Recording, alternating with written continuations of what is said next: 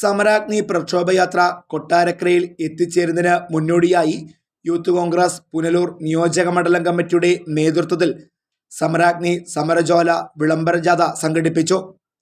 Punalur TB ജംഗ്ഷനിൽ നിന്നും സമരജ്വാലയുടെ ദീപശിഖ യൂത്ത് കോൺഗ്രസ് സംസ്ഥാന secretary Aju George, youth Congress നിയോജക മണ്ഡലം പ്രസിഡന്റ് സൈജു വർഗീസിന് കൈമാറി ഉദ്ഘാടനം ചെയ്തു. നൂറുകണക്കിന് യൂത്ത് കോൺഗ്രസ് പ്രവർത്തകരാണ് വിളംബര ജാഥയിൽ പങ്കെടുത്തത്. പുനലൂർ പോസ്റ്റ് ഓഫീസ് ജംഗ്ഷനിൽ ജാഥ സമാപിച്ചു. തുടർന്ന് നടന്ന പൊതുസമ്മേളനം DCC ഖജാൻജി നെൽസൺ സെബാസ്റ്റ്യൻ ഉദ്ഘാടനം ചെയ്തു. സമരാഗ്നി ഓരോ ദിവസവും നമ്മുടെ സംസ്ഥാനത്തോട് കടന്നു വരുമ്പോൾ ഓരോ ദിവസവും നമ്മൾ പത്രത്തിൽ വായിക്കുന്നതാണ് നടക്കുന്ന കാര്യങ്ങൾ, നടക്കുന്ന സംഭവങ്ങൾ. ഏതാനും ആഴ്ചകൾക്ക് മുൻപ് നമുക്കറിയാം, കേരളത്തിൽ പിണറായി വിജയന്റെ മന്ത്രിസഭ ഒരു ജാഥ നടത്തി. ഒരു ബസ്സിനകത്ത്, ഒരു ലക്ഷറി ബസ്സിനകത്ത് ഒരു ജാഥ നടത്തി.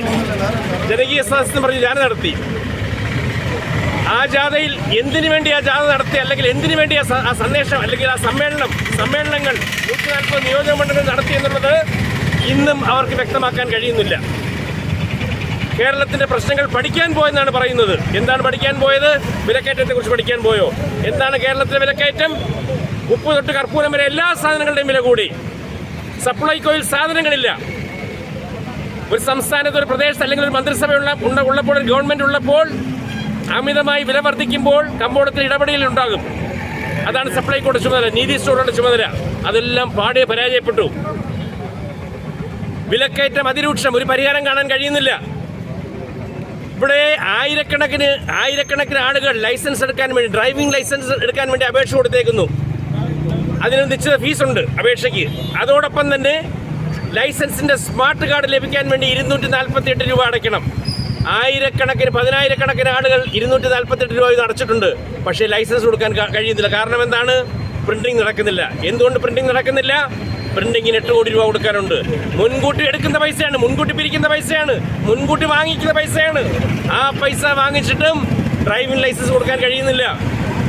എത്രയോ വാഹനങ്ങൾ, പുതിയ രജിസ്ട്രേഷൻ വാഹനം നമുക്ക് കാണാം. ഒരു വാഹനം എടുത്തു കഴിഞ്ഞാൽ 15-20 ദിവസത്തിനകം അത് രജിസ്റ്റർ ചെയ്യണം, ഇല്ലെങ്കിൽ ഫൈൻ വരും.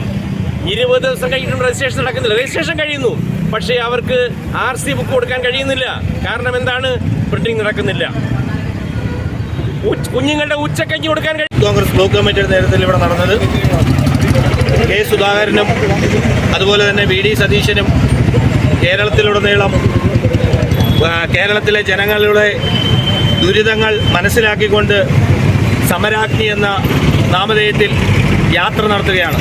ആ യാത്രയ്ക്ക് പുനലൂർ യൂത്ത് കോൺഗ്രസിൻ്റെ നിയോജക കമ്മിറ്റിയുടെ ഐക്യദാർഢ്യമാണ് ഇവിടെ സംഘടിപ്പിച്ചത്. കോൺഗ്രസ് നിയോജക മണ്ഡലം പ്രസിഡന്റ് സൈജു വർഗീസ് അധ്യക്ഷനായിരുന്നു. Block Congress president C. Vijayakumar, നഗരസഭ പ്രതിപക്ഷ നേതാവ് G. ജയപ്രകാശ്, യൂത്ത് കോൺഗ്രസ് സംസ്ഥാന സെക്രട്ടറി തൗഫീഖ് തടിക്കാട്, ജില്ലാ ജനറൽ സെക്രട്ടറിമാരായ ഷിറിൻ അഞ്ചൽ, അനസ് അലി, ജോസഫ്, ബ്ലോക്ക് ഭാരവാഹികളായ റീന ഷാജഹാൻ, ഷിബിൻ ചീപ്പ് വയൽ, അഖില രമേശ്, ടോജോ ജോസഫ്, ആഷിഖ് തെമ്മല, ഷുഹൈബ, മണ്ഡലം പ്രസിഡന്റുമാരായ മിഥുൻ, ശ്യാം തെമ്മല, ജിത്തു, അമൽ, നെൽസൺ, ബിജോ എന്നിവർ നേതൃത്വം നൽകി.